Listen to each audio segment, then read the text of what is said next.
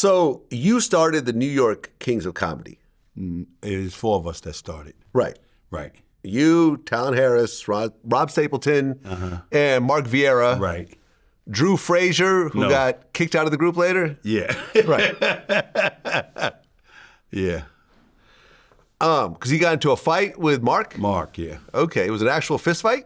No. Okay. Mark is a big dude, and it was just over some money that was miscounted, and Drew was trying to stand his ground, and honestly, at the time, he was wrong.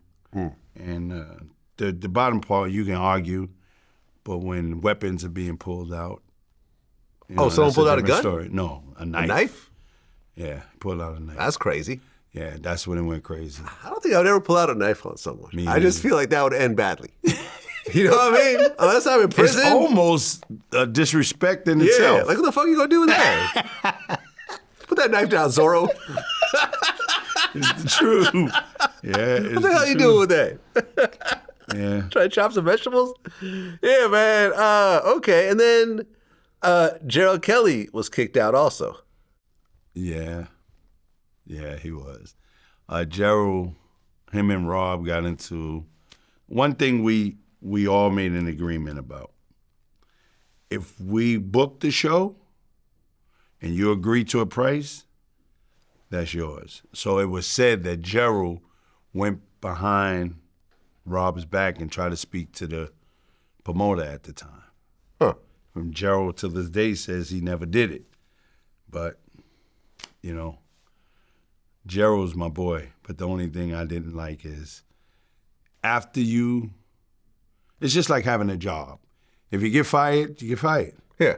Move on. He started threatening, including me. I get all of y'all this and that. And I didn't like that. So I went along with whatever was going on because you don't have to be that way. Well, didn't Tony Rock get into a fist fight with Gerald Kelly? Yeah. Did you see it or? No, they was in L.A. Okay. And Chris Rock was on stage, and Gerald said he was doing too long, complaining, and Tony didn't like it. He's like, that's Big Bro. Yeah. Big Bro's a big star. He can stay on stage as long as he want to. So they got into it, a couple of words, nothing big. Okay. Well, who'd you hear won that fight? I didn't. Oh, okay. I didn't want. I didn't. Well, you guys were called the New York Kings of Comedy, but there was the original Kings of Comedy. Right. And was there a lawsuit? Yeah. Okay. Who came first? The Kings of Comedy was first. Okay, that's with DL and Cedric and But when the lawsuit came out, we found out that they wasn't the first. Right. Jerry Lewis owned it. Yeah.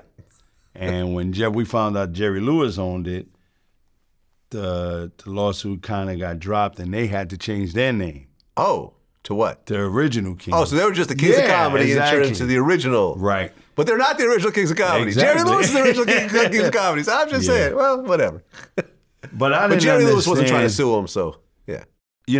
It's only when we started making a little name for ourselves, because we were doing local clubs and things like that, but when we started making our names for ourselves, here comes we can't use this, we can't do that. And so, I'm glad we solved it and we go by New York Kings Live. Well, you've been criticized for telling the same jokes. Oh, yeah. And some comedians are like this though. Like I've been I'm not going to say any names. Stealing jokes. Well, okay, I'm going to say this. Yeah. Like I'm not going to say who this is because I've interviewed him before. Right. Older guy, but I remember I saw him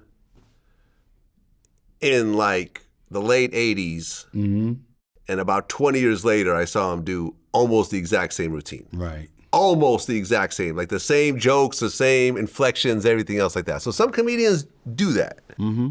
And I mean, there's technically nothing wrong with that. Right. Right? If that's your routine, I mean, no one criticizes artists for singing the same songs on stage, right? Those are the hits. Right. You go with your hits.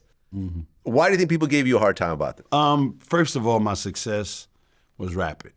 and nobody wants to see somebody successful. I've heard from, well, he's funny, but he only funny in New York until I stepped out of New York.